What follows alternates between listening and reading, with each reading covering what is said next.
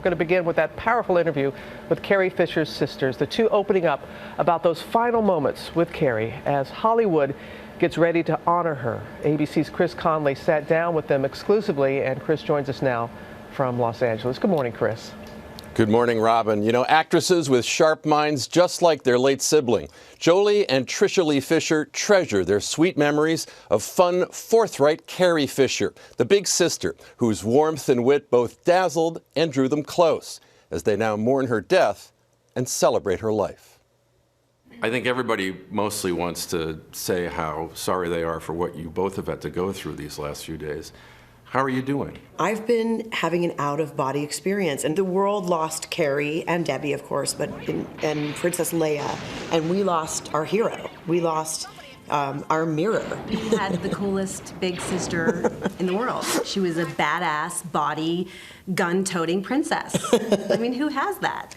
While Jolie and Tricia were raised by mom Connie Stevens and Carrie raised by her mother Debbie Reynolds, the three shared a father, singer Eddie Fisher. I do remember seeing her on in a 40-foot close-up and going, wow, that's my sister. I mean, on screen. And then that's actually how I found, I really knew about her with Star Wars. What did you know about her that maybe the rest of us did not? I think that she was more sensitive. She was secretly soft. She was extremely generous. Like, you would walk in and she would just hand you something in her room. We laid on her floor one night and she said, I have these diaries from Star Wars, and read them to me. That was a decade ago. I know she said she just found them. She wasn't telling the truth. She read those to me. So I feel like I got to be in on the joke a little bit. And that is important to me. A final conversation via text filled with talk of family and loved ones. I texted with Carrie the night before she got on the plane. And it was sort of out of the blue. We talked about age because she was floored that she had just turned 60. We talked about our children. We talked about our frail mothers and promised to see her for Christmas. After learning of her heart attack on that flight to LA from London, it was a promise these two sisters would keep at Carrie's bedside in the hospital, there with Carrie's 24-year-old daughter, Billie Lourd.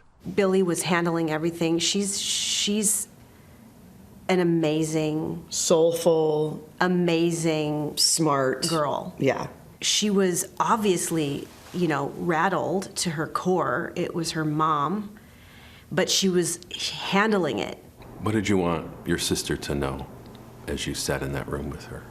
I remember just holding her hand and telling her that we were there, that we would make sure that her daughter was whole, which she will be. And I sat with Debbie, and she said to me that she was praying for more time. Yeah. And she kept saying that she wanted more time, and I knew that if Carrie wasn't going to survive this, that Debbie would not. You knew it. You could feel it. You could feel it in her tiny little beautiful body. You could see it in her face. She would not last without her on the planet. She wouldn't. And she didn't. Debbie Reynolds would die a day after Carrie, whose passing leaves Jolie and Tricia in sisterly grief and sweet remembrance. I felt cooler and more interesting by being near her. I felt special by having her as a sister. It made me special. When you want to conjure up the happiest memory you can of Carrie, what does it look like? It's more like getting to have her one-on-one and not share her.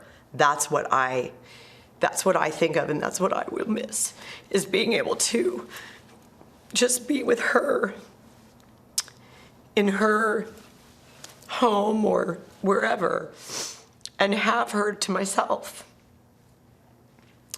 Sorry. Like the rest of us, these loving sisters, so saddened that the singular voice of Carrie Fisher has been stilled, but comforted that her performances and her writings will endure. guys. Oh, what an incredible family. And I'm glad that you asked them both, Chris, because we've been wondering how the whole family has been. And it's still, even though some time has passed, it's just still hard to believe. How is everybody out there in LA, in that area, in that community, still dealing with this? You know, Carrie Fisher was such an inspiration for so many people, especially women in the entertainment industry, who found her as a role model and a powerful guide for how you could succeed out here with your wit and your sensibility. It's an incalculable loss. Yes, and then her mother like that too. All right.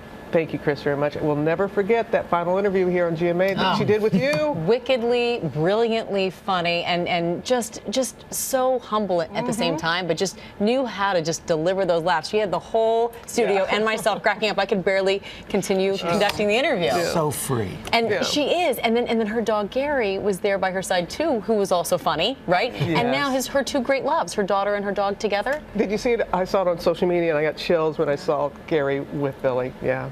All right. Thanks.